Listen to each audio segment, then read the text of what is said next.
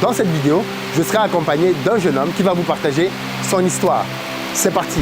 Chose promise, chose due, mon invité du jour est là. Bonjour. Bonjour Monsieur Philippe. Est-ce que tu peux juste, on peut se tutoyer, hein? Est-ce que tu peux juste te présenter pour les gens qui ne te connaissent pas? Je m'appelle Serge Atefak, ingénieur en construction mécanique. D'accord Serge. Ça fait combien de temps que tu suis Investir au pays? Ça fait pratiquement 2 ans que je suis investi au pays. Comment tu as découvert la chaîne?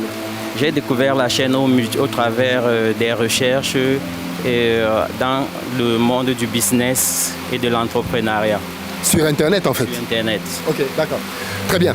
Qu'est-ce qui t'a plu et t'a poussé à t'abonner et à rester sur cette chaîne? Déjà, le parcours de M. Philippe Simon m'a beaucoup inspiré.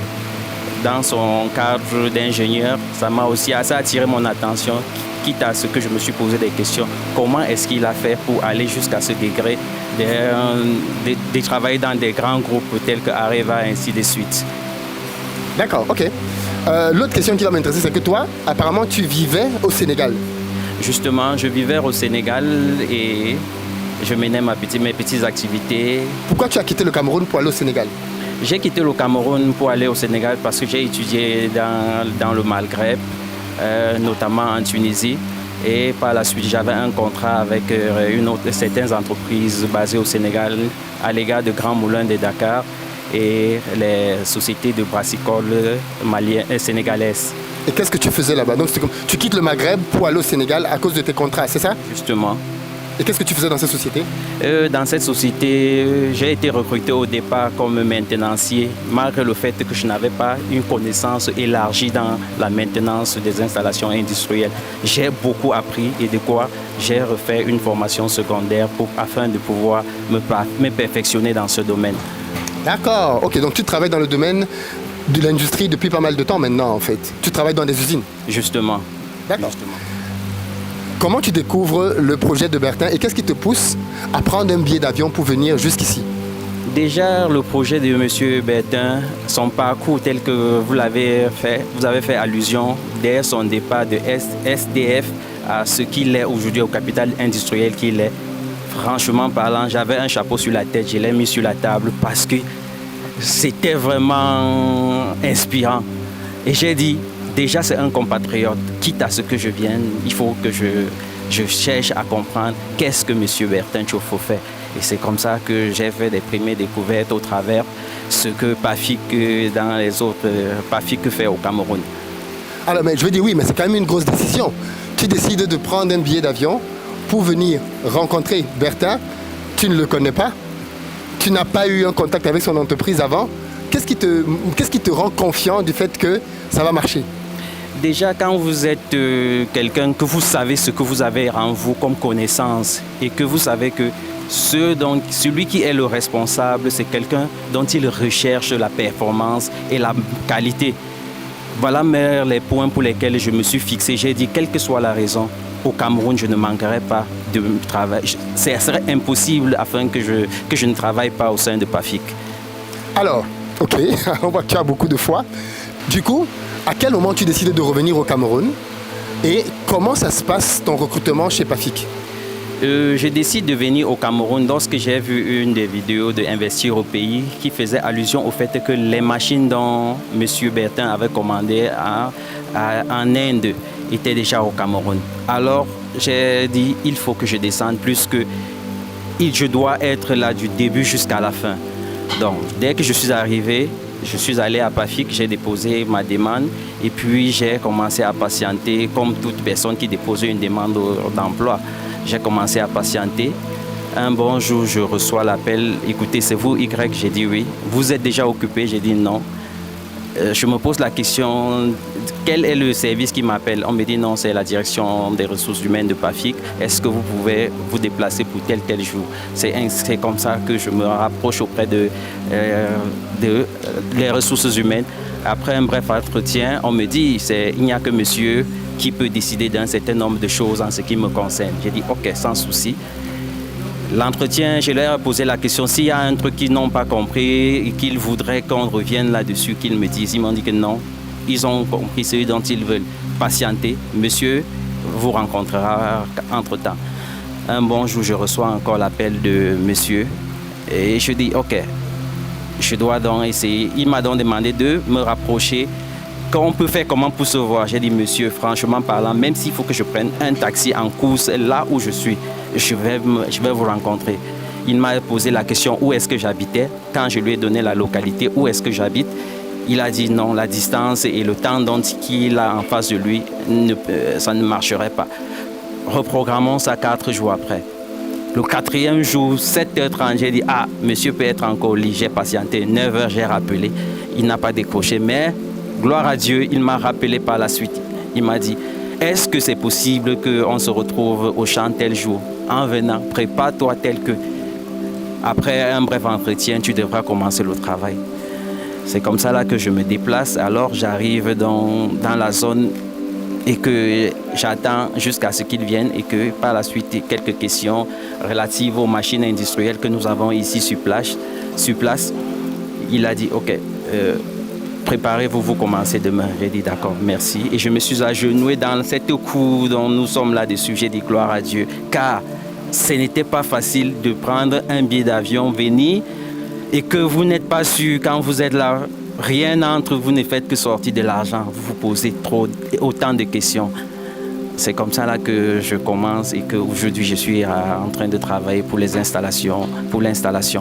Ça fait combien de temps que tu es dans l'usine? Pour le moment, ça fait pratiquement 2 semaines. Je suis arrivé quand c'est déjà fini. Mais les projets de PAFIC sont assez grands. Il y aura d'autres choses et que je suis sûr et certain que je commencerai de A jusqu'à Z cette fois-là. Du coup, qu'est-ce que toi tu fais ici concrètement? Ici, concrètement, moi je fais dans l'installation. Donc tout ce qui est machine industrielle, nous les installons et par la suite, nous allons nous rassurer que le produit fini répond aux normes que le cahier de charges en a défini.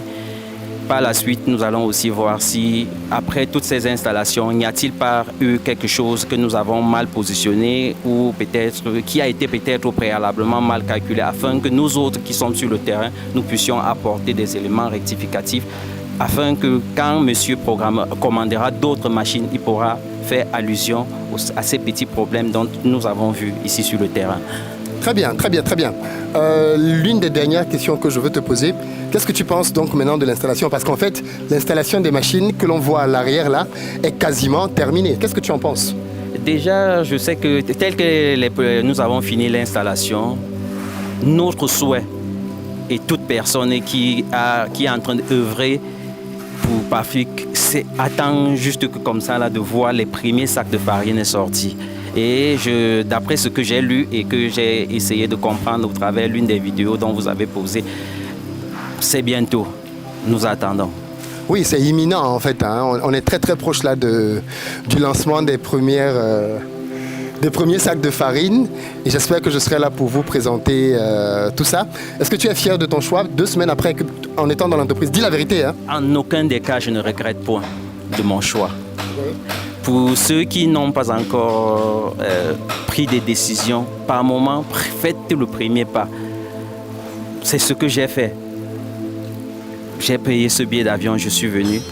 Et quand je suis même allé, j'avais déjà reprogrammé. Une fois que j'ai fait 3 mois, pas de suite, j'ai dit ok, je dois rentrer. Mais un 6e sens m'a dit patiente. Et je n'ai que patienté peut-être 3 à 4 jours. J'ai reçu cet appel. Quitte à ce que je suis là aujourd'hui et je rends grâce vraiment à Dieu. Mais tu n'avais pas une famille au Sénégal? Comment ça s'est passé pour venir si rapidement? Déjà, ma femme elle n'est pas au Sénégal et elle aussi, elle a des objectifs. Elle dit elle est à l'étranger en tant que docteur. Elle a dit elle ne voudrait pas rester à l'étranger. Alors psychologiquement, je disais tantôt, il faudrait que je rende déjà préparer la famille, un éventuel retour pour la famille. C'est comme ça là que je décide donc de faire un feedback au pays et me lancer et me rapprocher auprès de PAFIC afin de commencer une nouvelle vie. Ça fait 2 semaines. Moi, je ne connais pas Bertin en tant que patron. Je le vois. Toi qui travailles avec lui, Bertin, c'est quel type de patron? Vraiment, c'est un don. Si tous les patrons pouvaient s'inspirer de son humilité, on aurait des très grandes entreprises au Cameroun. Déjà, quand j'ai essayé de poser la question à savoir à ceux qui ont travaillé dans des autres entreprises qui travaillent avec nous ici, ils ont un référentiel d'une société de la place. Mais quand je vois ce que M. Bertin et Pafik ont déjà fait pour le moment, c'est N fois supérieur à ce que ces entreprises de la place ont déjà fait. Et alors je dis, si M. Bertin Pafik parvient à avoir ce temps que ces entreprises ont déjà fait, ça c'est clair, le Cameroun ne sera pas au même niveau qu'elle est aujourd'hui. C'est tellement bien dit et flatteur. Merci beaucoup en tout cas. Bertin a dit que lui, tout ce qu'il attend, ce sont des résultats. Donc, j'espère que tu vas donner de bons résultats. Non, en ce qui concerne les résultats, moi, je ne doute pas de ce que je suis capable. Le résultat, je produis les résultats. Je ne m'amuse pas, je ne suis pas là pour jouer du blablabla. Aux heures de travail, je suis là. Aux heures de repos, je suis là. Parce que je sais que tant qu'un sac de farine n'est pas sorti là-bas, mon objectif n'est pas atteint. Je n'ai pas commencé dès le départ, mais je sais que la phase au niveau dont j'ai commencé, j'attends qu'un sac de farine puisse sortir. Quitte à ce que je dis que bon, si je pouvais même signer là-dessus et porter ce sac de farine et mettre chez moi, ça aurait été l'idéal. Et je le contemplerai tous les temps en disant, voilà le premier sac de farine et je l'ai acheté, elle restera la mienne. Merci beaucoup. Merci beaucoup. Beaucoup de courage à toi. Et j'espère que dans les prochaines semaines, mois à venir, tu vas continuer bien évidemment dans cette belle aventure. Et qu'on aura d'autres occasions de discuter avec toi pour que tu nous fasses part de l'évolution du projet. Merci. Merci beaucoup, monsieur. Merci à toi. Nous arrivons au terme de cette vidéo. J'espère que son parcours vous inspire, que son courage, son audace, sa foi vous parle. Parce que malheureusement, beaucoup d'entre vous, vous attendez d'avoir les certitudes de réussite avant de vous lancer. Mais ça ne marche pas comme ça. La prise de risque précède le succès. Vous devez apprendre à prendre des risques. Croire en vous, c'est fondamental, et prendre des risques derrière. En tout cas, moi, c'est ce que je retiens de son parcours, et je vous invite à faire la même chose. Dites-moi dans les commentaires ce que son parcours vous inspire. Ciao.